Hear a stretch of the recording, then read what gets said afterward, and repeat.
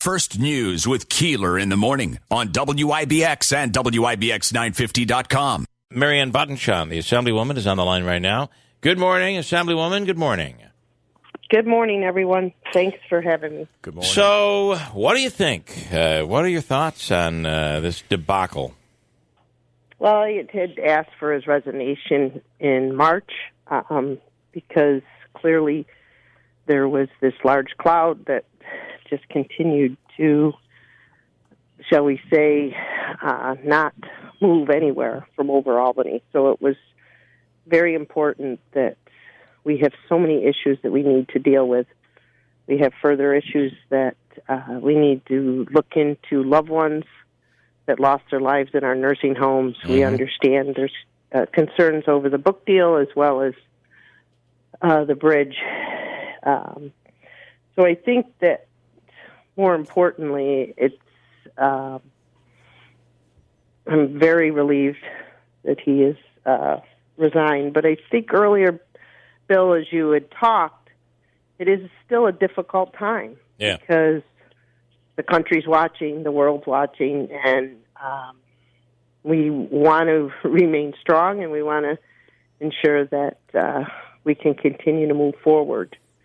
As far as our lieutenant governor stepping up, I think she has the talent and the ability. She has spent most of her role as lieutenant governor traveling across the state of New York. She's been here quite a few times. She's very familiar with the state. She's familiar with our needs. I think she was, back when she was in Utica, talking about the DRI money that was being brought forward. So she's very inquisitive. When she's here, she's asking questions about, what project has been done, what do you plan to do in the future? So someone that has traveled the state, I think, has the capabilities and the clarity to understand what we need. To the topic of the lieutenant governor, it seems from a lot of local legislators or state lawmakers that represent us locally, there was never any communication with Cuomo himself or even difficulties communicating with his administration or officials. Have you had contact with the lieutenant governor in the past on issues, and do you anticipate that you'll have an open kind of way of communicating with her in the future? Yes, I've had the opportunity to speak with her and her staff, and the calls do, when I reach out, I hear back very quickly. The response is always one that's cordial and professional in the manner of what do we need and how can we ensure that what the needs are of the Mohawk Valley can be answered. In regards to your first question, there is times that there was many challenges because I think it was more along the lines of an apprehension to hold on, let me wait before I answer you. So sometimes I believe that creates difficulty. In fact, yesterday I had the opportunity to meet with local superintendents, and there was also Dr. Timms was there, and the insight that and the concern over financial aspects as well as clarity for our superintendents of opening up. I mean, we all know that just think right now the anxiety that our teachers are having, our parents are having, and we're hoping not to put it on to our students. Right. Make sure that this is, but that's just, even getting those questions answered takes too long. So this is a relief. Well, she'll be able to answer the questions. She used to have to wait, and number one, I don't want to overshadow the governor, so I'm not going to answer that. Number two, I don't know that she knew the answer because she wasn't in the room. Now, at least she'll be someone who's in the room that maybe can answer it. And correct me if I'm wrong, Marianne, the State Ed Department has said they're now getting set to release guidelines for schools, which, again, adds more confusion. Last week we were told schools do it on your own, and now the State Ed Department is taking it upon themselves to say this is creating a vacuum that's going to be a problem, and now they're coming forward with guidance. I believe that was announced yesterday. Yeah, there was an email that came forward to say more to come. But yeah, more to come. And here we are going into through the second week in August. It's like, let's hurry up. I also think that the Department of Health should be making those guidelines. I mean, very similar when someone calls and they're confused about should they or shouldn't they get vaccinated. And my first response is, what did your doctor say? I mean, we're talking about a health issue. Yep. You know, and an analogy was used. If the doctor said you need to go on blood pressure medicine, you know, I think just looking at the medical Department of Health needs to make clear guidelines for the schools so that they can move forward. All right. Richard saying this morning that Hochul had said, as you guys pointed out, that she would be sending out proper guidance for schools to follow within the next few days. Most likely that would come from CDC. That was Richard's comment. Marianne, I wanted to ask. No, I think that's coming from state ed. I don't know where. I don't know that Hochul made that statement, but I know the state ed department came out yesterday and said they're issuing guidance. Marianne, what does this do to the impeachment proceedings? Do they continue, or is this over now because he's leaving? We still are meeting and convening. The Judiciary Committee needs to continue with what has been brought forward. We had over approximately 200 inquiries where individuals wanted us to investigate. So I think that you have to put yourself in that person that came forward to the Assembly's shoes is, this is what I wanted to bring forward. I'd like you to investigate it. And even though he is resigning in 2 weeks, we still have work to continue to look at. Those decisions will be made through the Judiciary Committee and then brought forward to the full Assembly for discussion. But at this point, they need to continue with their work. Do you can he be impeached after he's left office? That's a really good question, Bill. I've gone back and forth in regards to looking at the state constitution, specifically to Article 4, that talks about the different transitions and what could happen. And clearly, I've gotten two answers, and one says yes and one says no. That's the problem. Yeah, we still have 2 weeks. So, 2 weeks though, but he has 30 days to respond. And they can't take that away from him. So this could be dragged on till, at least into October, if they can impeach. And the other thing I found interesting is watching the press conference the other day on Friday when they were talking about impeachment. I think they admitted that this is kind of new territory. Only one other governor has been impeached. He was successfully impeached and convicted. That goes back to the 1800s. And I think we're kind of figuring this out as we go along the way, it seemed, listening to the press conference.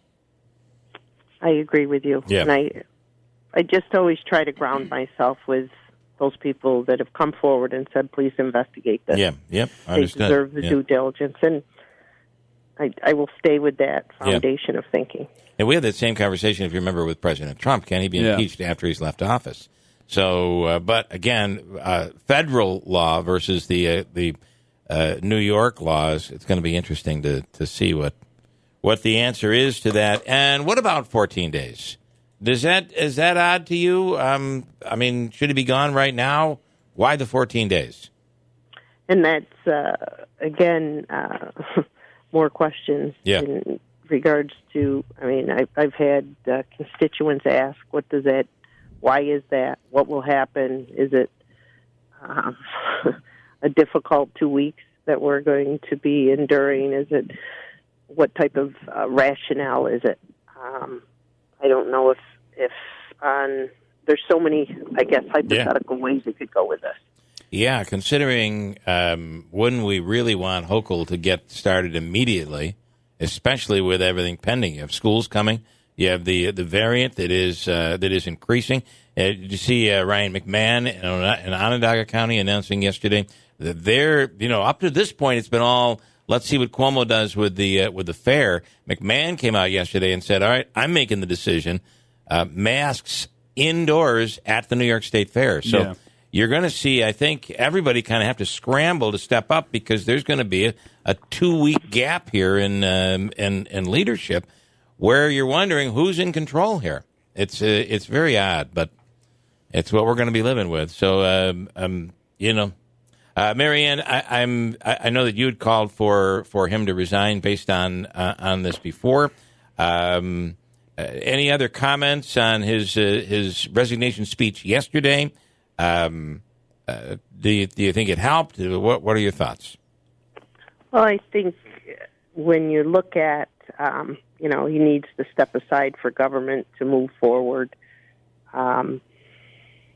They identify that, again, that should have happened in March because we've had, to your point, this up and down, this uncertainty, so who do we ask? Is someone going to have to question what they're saying? I mean, it to me is just time for the various agencies that have been put forward to handle what needs to be done. I mean, just similar to the pandemic from the beginning, the State Department of Homeland Security has done hundreds of tabletops, very familiar with what needs to be done in a pandemic. They're the ones that needed to be in charge and should be in charge. Yeah. It's very similar to when we see an issue. We have a county emergency services for a purpose. That the minute the emergency services declaration is called, then they're in charge. Yep. So, I mean, I just find that, to your point about state ed and the uncertainty, it just doesn't affect the one person that's working in that agency. Yeah.